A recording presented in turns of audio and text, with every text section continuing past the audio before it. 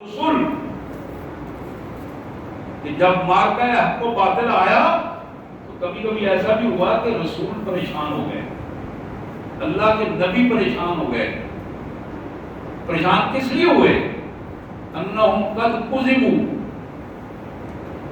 بس وہ تو جھٹلا دیے گئے، ان کی بات نہیں مانی گئی، ان کے ساتھ چلنے والا کوئی نہیں رہا۔ اللہ نے فرمایا کہ جب حالات اس طرح بن گئے، جاءہم نصرنا، اب یہ وقت تھا کہ ہم نے وہاں اپنی مدد بھیجی، اپنے نبیوں کو بھی محفوظ رکھا، اپنے نبیوں کے ساتھیوں کو بھی محفوظ رکھا، اور دنیا پر اپنے دین کو غالب کر دیا۔ حضرات، مایوسی کی کیفیت ایمان کا ایک خلاف ہوتی ہے۔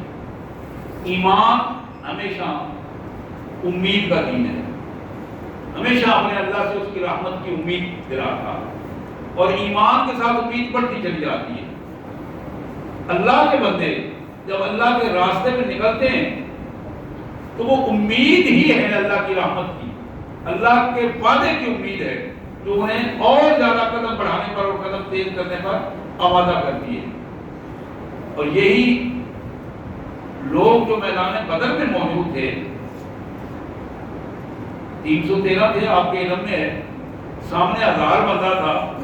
اب 1000 اور 313 کا مقابلہ، 313 میں چند کے پاس 2-4 چیزیں لڑنے کے لیے تھی، باقی کے پاس کوئی چیز بھی موجود نہیں تھی، لیکن مدد کرنے والے نے اس طرح کی مدد کی کہ صحابہ کہتے ہیں کہ بعض اوقات ہم نے تلوار اٹھائی تو ہم نے دیکھا کہ اگلے کا سر پہلے قلم ہو گیا، تلوار اٹھائی، اب تلوار اٹھانے تک موقع آیا، گھر سے نکلے، باطل سے مقابلے کے لیے میدان میں آئے، تلوار میان سے نکالی، اب تلوار نکال کر کے بالکل وہ موقع آیا کہ جب سر کاٹنے کا موقع تھا، وہاں کائنات کے مالک نے مدد کی۔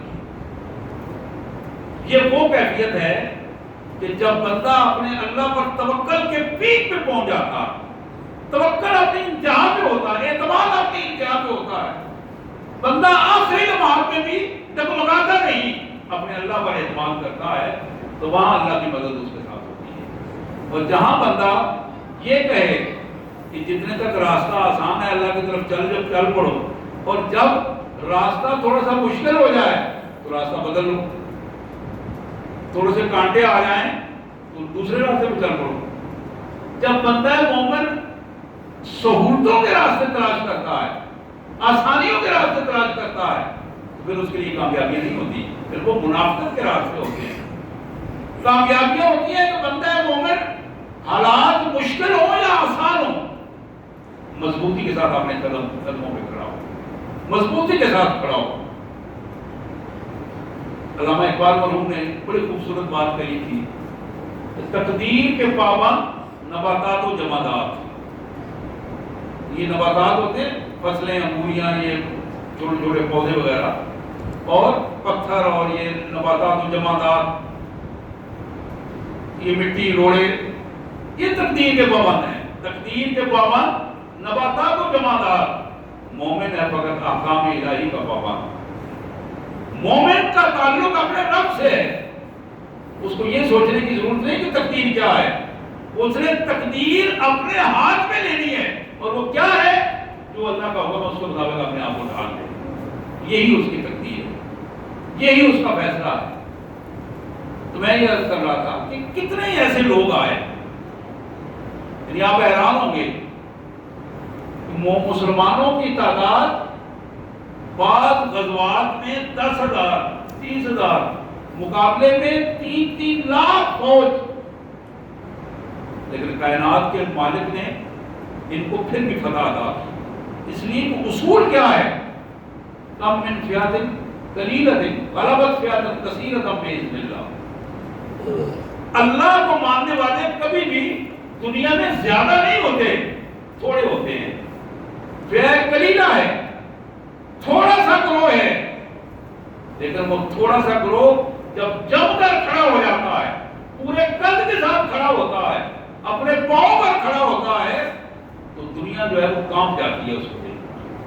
دنیا کی پوزیشن فاروق اعظم رضی اللہ عنہ کو پاس بندہ بھیجا سپہ سالار نے کہ حضرت فوج تھوڑی ہے، مقابلہ زیادہ لوگوں سے ہو گیا ہے، تو مہربانی کر کے تھوڑی سی کمک بھیجیں۔ آپ نے 3 بندوں کو بھیجا، 3 بندوں کو بھیجا مدینہ طیبہ سے، اور سپہ سالار چیف آف آرمی اسٹاف کو پیغام بھیجا کہ جو میں 3 بندے بھیج رہا ہوں نا، ایک ایک بندہ 1,000 بندے کے مقابلے میں ہے۔ اب عام آدمی جو باطل پرست وہ ہنسنا شروع کرنے لگے، کیا بات ہے، کہاں سے کیا مقابلہ اور کس انداز کی بات ہو رہی ہے۔ لیکن ایمان والوں نے اس کو محسوس کیا، اللہ نے ان 3 بندوں کے پہنچنے پر کائنات کے مالک نے فتح عطا فرمائی۔ یہاں بھی بالکل یہی سبق ہے کہ اپنے ایمان کو سطح پہ لے کے آؤ، اللہ سے توکل کو سطح پہ لے کے آؤ، جہاں مایوسی کی رسیاں ساری کٹ جاتی ہیں، جہاں امید اور پھر امید اور پھر امید، اپنے اللہ کی رحمت کی امید، اللہ کی حاکمیت میں اس کی رحمت کی امید۔ جب اللہ کی رحمت کی امید لے کر بندہ میدان میں اترتا ہے، اللہ تبارک و تعالیٰ کی رحمتیں یقیناً اس کا استقبال کرتی ہیں، اللہ کی رحمتیں اس کے لیے آسانی کا پہلو پیدا کر دیتی ہیں۔ اور اسی کیفیت کو اللہ کے رسول صلی اللہ علیہ وسلم نے فرمایا کہ میرا اللہ فرماتا ہے انا عند ظن عبد بی، میں اپنے بندے کے گمان کے مطابق ہوں، میرے بارے میں میرا بندہ جس طرح سوچتا ہے، گمان کرتا ہے، میں اسی کے مطابق اس کو محسوس ہوتا ہوں۔ ایک بندہ مجھے طاقتور سمجھتا ہے، کائنات کا مالک سمجھتا ہے، عزت دینے والا، روزی دینے والا، موت اور زندگی کا مالک، یقیناً اسے وہی محسوس ہوتا ہے۔ نعوذ باللہ ایک بندہ اللہ کو کمزور سمجھتا ہے، اللہ فرماتے ہیں کہ آپ نے اسے کبھی اپنی طاقت دکھانے کی ضرورت نہیں محسوس کی، کوئی ضرورت نہیں۔ اس کو طاقت خود محسوس ہوگی جب وہ ہمارے سامنے آئے گا، اس کو خود پتہ چلے گا کہ میں زندگی بھر کیا کرتا رہا ہوں۔ تو حضرات، آج کی سورہ یوسف کی یہ آیات جو ہمارے سامنے اس انداز میں ایک بڑے اسباب لے کر ہمارے سامنے تھی، اور ان اسباب میں سب سے پہلا سبق جو ہمارے سامنے تھا کہ ہمیں اپنے عقیدے کو خالص کرنا چاہیے۔ عقیدے میں بنیادی چیز عقیدہ توحید ہے، عقیدہ رسالت ہے اور عقیدہ آخرت ہے۔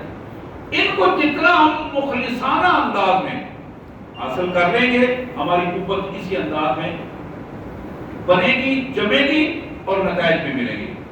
دوسری بات یہ تھی کہ رسول کی دعوت، لوگوں کو بلانا اخلاص کے ساتھ، اور قیامت تک آنے والا محمد رسول اللہ صلی اللہ علیہ وسلم کا امتی، اس کی ذمہ داری یہ بنتی ہے کہ اللہ کی حاکمیت کی طرف اس لوگوں کو دعوت دے۔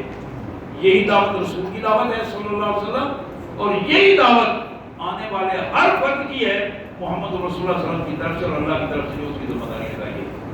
اور تیسری بات، بحیثیت مرد ہونے کے ہمیں اللہ کے رسول صلی اللہ علیہ وسلم کی طرف سے یہ ذمہ داری دی گئی ہے، اس دعوت کو ہم نبیوں اور رسولوں کی ذمہ داری سمجھ کر اس دعوت کو لوگوں تک پہنچائیں، اور کلمے کے اقرار کے ساتھ، کلمے کے اقرار کے ساتھ اس توحید کے اقرار کو دنیا کے سامنے رکھیں، اور حکمت عملی کے ساتھ لوگوں کو اس دین کے مطابق لے کے آئیں۔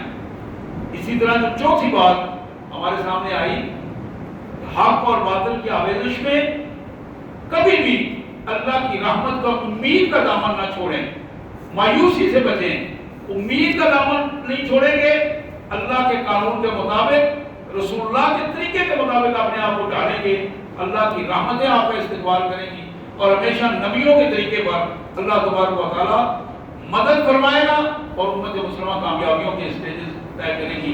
اللہ سے دعا ہے اللہ تبارک و تعالیٰ ہمیں توفیق عطا فرمائے کہ ہم اس کے فرمانبردار بندوں میں بن کر اس کے دین کی خدمت کر سکیں، اور اپنی زندگی کو آخرت کی زندگی میں کامیابی اور دنیا کی زندگی میں کامیابیاں حاصل کر سکیں۔ وآخر دعوانا الحمدللہ رب العالمین۔